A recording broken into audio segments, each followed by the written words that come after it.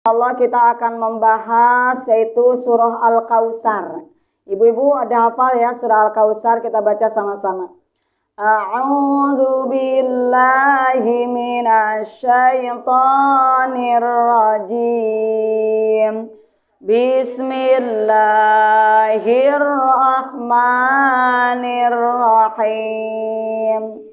Inna a'tainakal kautsar fasalli li rabbika wanhar inna syani'aka huwal abtar. Shadaqallahul azim.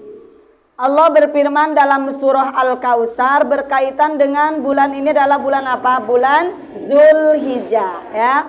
Tidak ada amalan yang paling dicintai oleh Allah kecuali amalan itu dilakukan di bulan tanggal 1 sampai tanggal 10 Zulhijjah. Allah berfirman dalam surah Al-Fajr, Bismillahirrahmanirrahim. Wal fajri walayalin ashr. Demi waktu fajar. Allah bersumpah dengan demi waktu fajar. Waktu fajar itu adalah waktu subuh atau sebelum subuh ya. Itu adalah waktu fajar. Ibu, Allah bersumpah dalam Al-Qur'an demi waktu fajar walayalin ashr dan demi malam-malam yang 10. Ini ada 3 pendapat. Yang pertama, malam-malam 10 itu adalah 10 terakhir di bulan Ramadan. 10 terakhir di bulan Ramadan. Kenapa malam itu malam-malam yang sangat mulia? Karena malam itu adalah di mana diturunkannya satu malam yang dinamakan malam Lailatul Qadar. Yang kedua adalah 10 awal di bulan Zulhijjah dari tanggal 1 sampai tanggal 10. Dan yang ketiga adalah 10 awal di bulan Muharram. Jadi layalin ashr itu adalah 3 bulan. Pertama 10 awal, 10 akhir di bulan Ramadan. Yang kedua 10 awal di bulan Zulhijjah. Dan yang ketiga adalah 10 awal di bulan Muharram. Nah, kita akan menjelaskan dari keutamaan 10 awal di bulan Zulhijjah. Di mana kata Nabi, tidak ada amalan yang paling disukai oleh Nabi kecuali amal soleh, amal kebaikan yang dilakukan di bulan Zulhijjah. Di antaranya apa? Di antaranya adalah saum puasa di bulan Zulhijjah. Ibu yang kuat insya Allah alhamdulillah dari tanggal 1 sampai tanggal 9. Yang tidak kuat dari tanggal 1 sampai tanggal 9 diusahakan tanggal 8, 9 Tarwiyah Arafah itu diusahakan melaksanakan saum karena pahala fadilahnya sangat besar. Keutamaannya, ibu, bahkan di hari Arafah tidak ada yang tahu pahala besarnya kecuali hanya Allah Subhanahu wa taala. Dan tanggal 10 Zulhijjahnya 11, 12, 13 adalah ayyamit tasyrik di mana itu diharamkan puasa. Jadi puasa teh ada yang wajib, ada yang sunat, ada yang haram. Puasa yang wajib adalah puasa di bulan Ramadan. Itu hukumnya wajib bagi siapa? Bagi mukallaf, orang yang baligh lagi berakal. Wajib melaksanakan puasa orang yang muslim baligh lagi berakal, sehat, kuat ya. Yang keduanya ada yang sunat puasa, yaitu diantaranya dari tanggal 1 sampai tanggal 9 itu disunnahkan melaksanakan puasa. Dan ada puasa yang haram.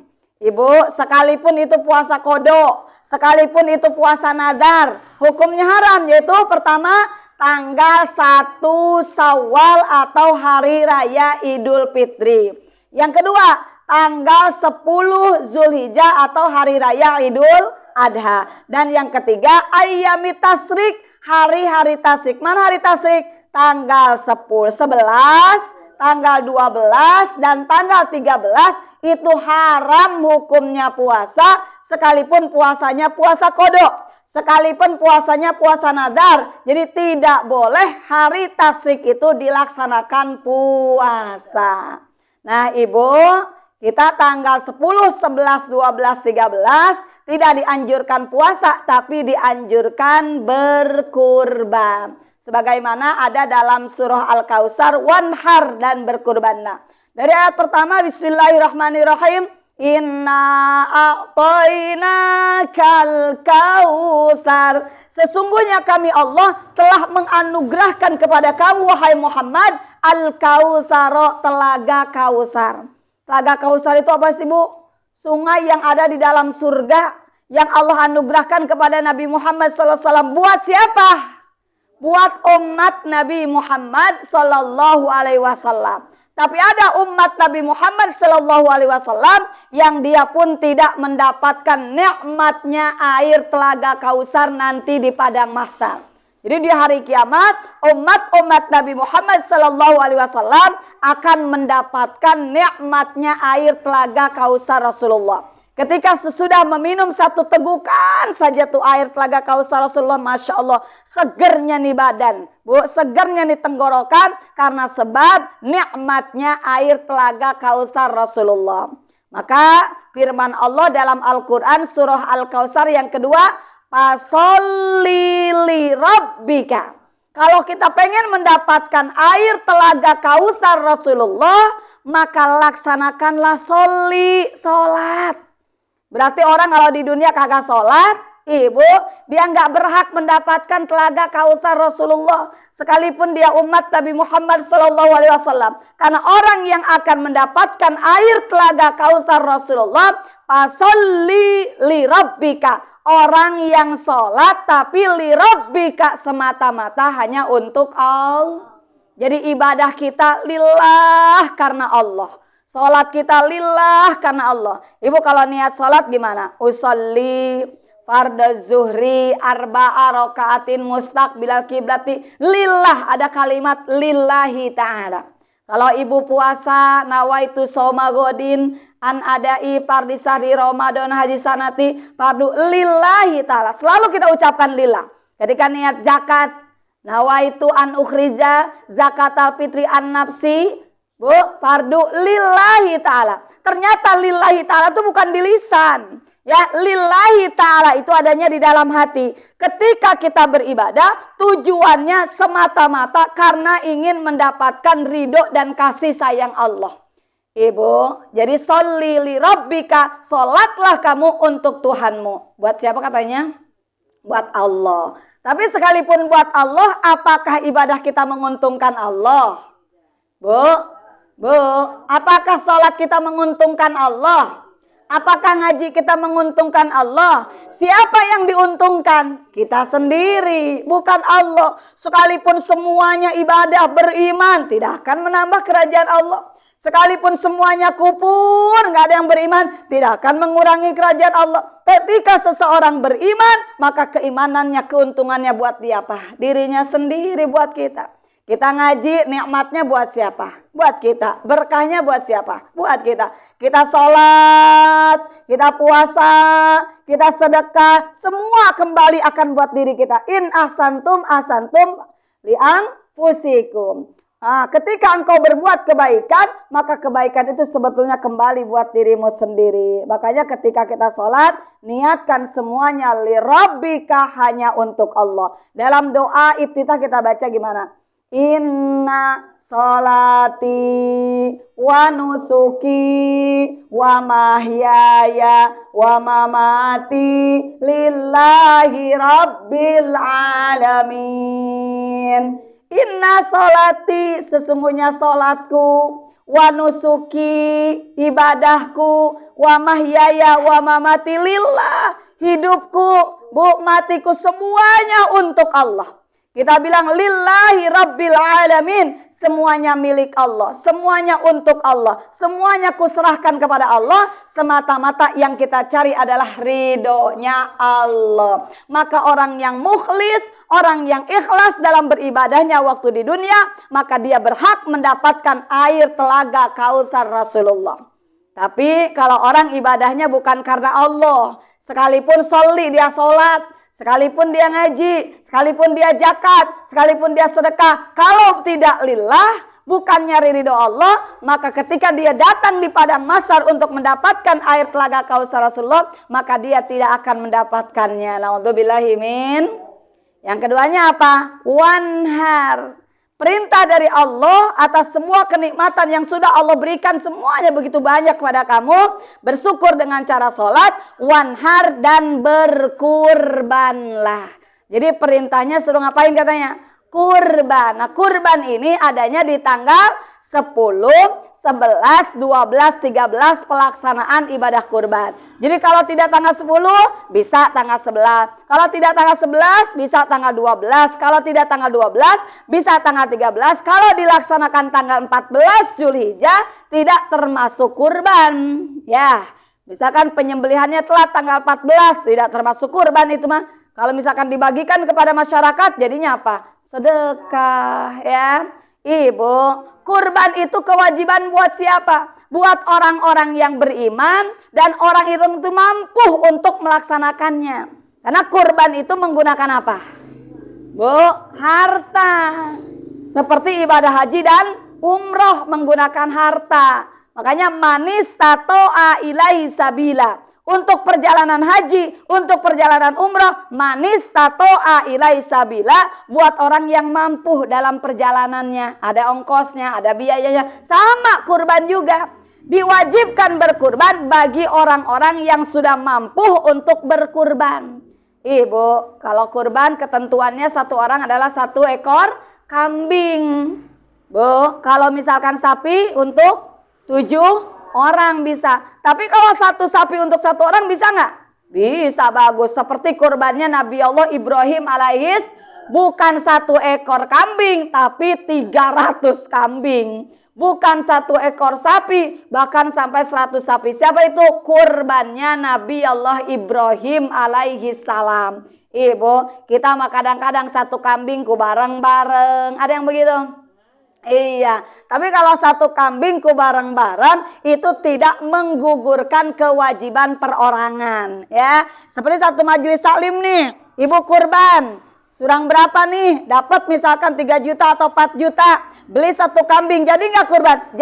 Jadi kurban bareng-bareng, tapi tidak menggugurkan kewajiban perorangan. Tetap kewajiban perorangan adalah 1 ekor kambing untuk 1 orang, 1 sapi untuk 7 orang. Ibu, bagi yang belum berkurban harus niat di dalam hati dan punya keinginan. Ya Allah, sebelum tawafa saya pengen sudah melaksanakan kurban. Kenapa? Kurban itu akan menjadi kendaraan buat kita. Di mana? Di padang mahsyar. Kendaraannya akan menjadi kendaraan yang mewah. Kalau sekarang kita berkurban dengan kambing, kalau sekarang kita berkurban dengan sapi, bukan berarti nanti di padang mahsyar kambing kita jadi kambing lagi, Bu.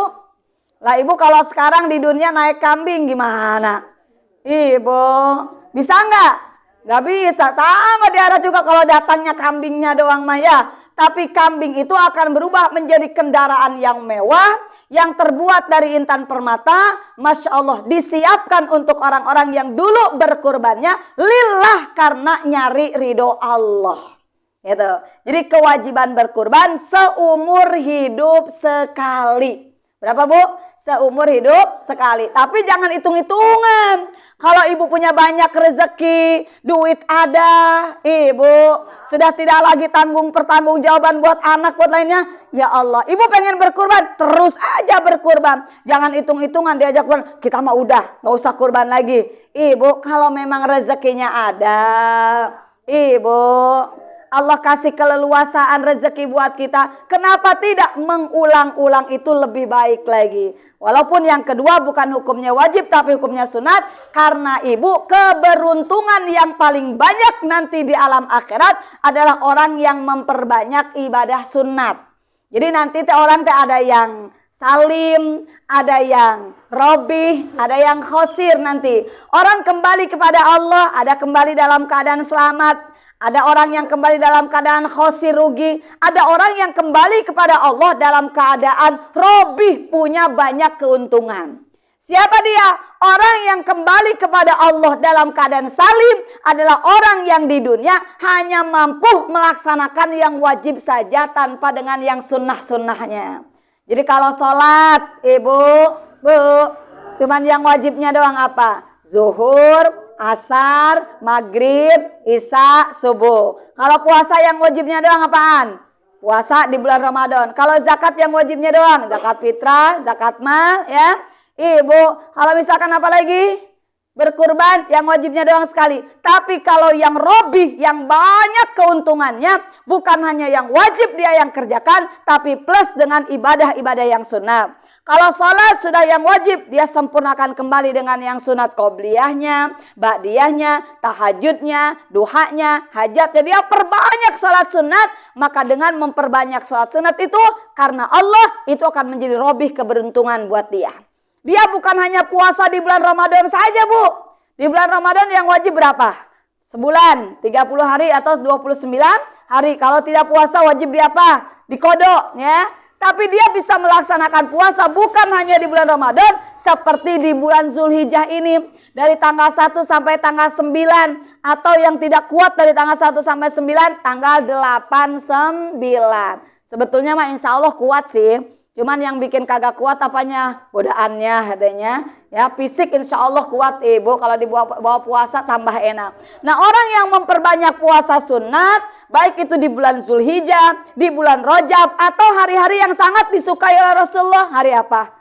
Hari Senin, hari Kamis. Seminggu teh menyisihkan waktu tuh. 2 hari, Senin, Kamis, Selasa, Rabu, buka puasa. Jumat, Sabtu, Minggu buka puasa. Senin puasa lagi, Kamis. Itu adalah hari yang paling disukai oleh Rasulullah. Maka orang yang seperti itu, dia akan menjadi orang yang robih, orang yang banyak keberuntungannya nanti di mana? Di alam akhirat. Ketika dia punya harta, bukan hanya zakat saya plus sedekahnya. Bu, bahkan sodakoh lebih banyak daripada zakatnya. Kalau zakat dari 1.025.000, sedekahnya bisa 100.000. Alhamdulillah. Nah ini orang yang kembali kepada Allah. Ada orang yang salim, cuman balik modal. Ada orang yang robi, bukan hanya balik modal, tapi beraneka ragam keberuntungan yang dia dapatkan di alam akhirat. Kenapa? Karena banyak memperbanyak amalan-amalan sunnahnya setelah yang wajibnya. Ada yang khosir, naudzubillah, kembali kepada Allah dalam keadaan khosir, rugi. Boro-boro dia bisa ngerjain yang sunat, yang wajib aja dia kagak kerjain. Ibu sholat masih belang bentong. Tahu belang bentong? Kadang sholat, kadang kagak. Atau dia lalai dalam ibadah sholatnya, tidak menganggap sholat itu adalah sebuah yang sangat penting dan sangat kebutuhan. Ibu, jangankan sodako zakat aja kagak. Jangankan buat kurban berulang-ulang kali, sekali aja kagak. Padahal duitnya banyak. Padahal Allah kasih keluasan rizki. Dia bisa mengumpulkan harta dengan begitu banyak. Dia bisa beli kulkas, dia bisa beli TV, dia bisa beli apa lagi? Motor, ibu. Tapi dia sama sekali nggak bisa beli kambing satu. Buat apa? Buat apa? Buat kurban, nanti rugi dia nanti di alam akhirat. Harta yang dulu dia kumpulkan buat beli motor, buat beli emas, buat beli TV, karena dia tidak berkurban waktu di dunia, maka harta itu akan dipertanggungjawabkan di hadapan Allah dan menjadi siksaan buat dia. Naudzubillahi min. Insya Allah ibu-ibu yang hadir di majlis taklim, semuanya mudah-mudahan bisa melaksanakan ibadah kurban. Kalau tahun ini belum bisa kurban, mudah-mudahan tahun depan ya. Ibu bisa dicicil? Bisa ya. Motor 3 tahun 23 juta, 25 juta, kelar kagak? Kelar. Sebulannya berapa? Ada 500, ada 600, ada 1 juta. Bisa kelar tuh 3 tahun. Masa kurban 3 juta kagak kelar setahun? Kalau niat insya Allah ada rezekinya dan akan bisa melaksanakannya. Dengan berkurban inilah wanhar, engkau berkurban karena Allah.